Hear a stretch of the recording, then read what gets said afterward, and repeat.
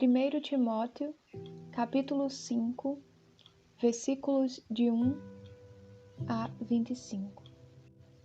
Não repreenda com dureza um ancião, mas se exorte-o como se fosse seu pai, aos jovens como irmãos, às idosas como mães, às jovens como irmãs, com toda a pureza.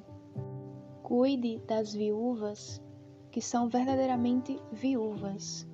Porém, se uma viúva tem filhos ou netos, que estes aprendam antes a exercer a piedade para com a própria família e a retribuir aos pais os favores recebidos, pois isso é agradável diante de Deus.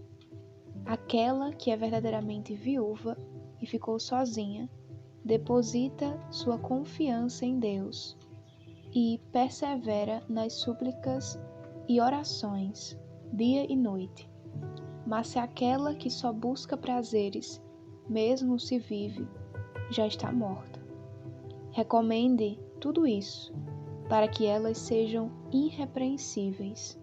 Se alguém não cuida dos seus, sobretudo dos que são de sua própria casa, renegou a fé e é pior que um incrédulo. Para que seja inscrita no grupo das viúvas, a mulher deve ter pelo menos 60 anos e ter sido esposa de um só marido.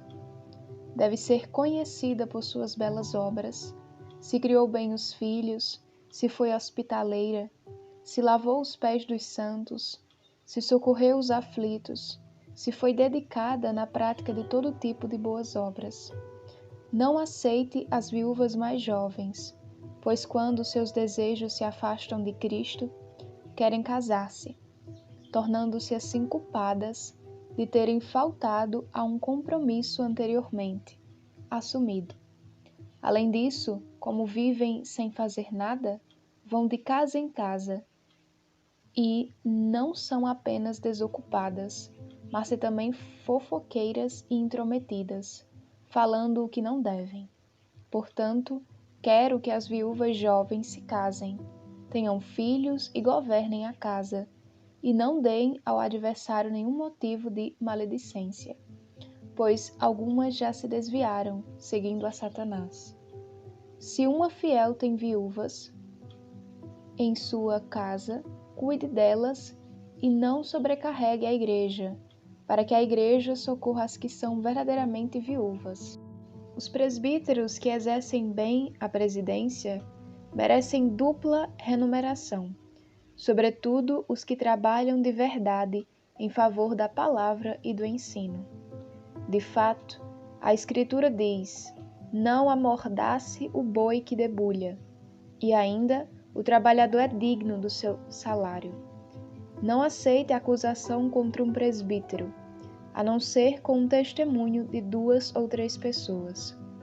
Aos presbíteros que pecam, repreenda-os diante de todos, para que também os demais sintam temor. Diante de Deus, de Cristo Jesus e dos anjos eleitos, peço encarecidamente que você observe estas regras sem preconceito, nada fazendo por favoritismo. Não se apresse em impor as mãos sobre ninguém, nem seja cúmplice de pecados alheios. Deixe de beber somente água. Tome também um pouco de vinho por causa do seu estômago e de suas frequentes enfermidades. Os pecados de alguns já são conhecidos por todos, antes mesmo de serem levados a julgamento.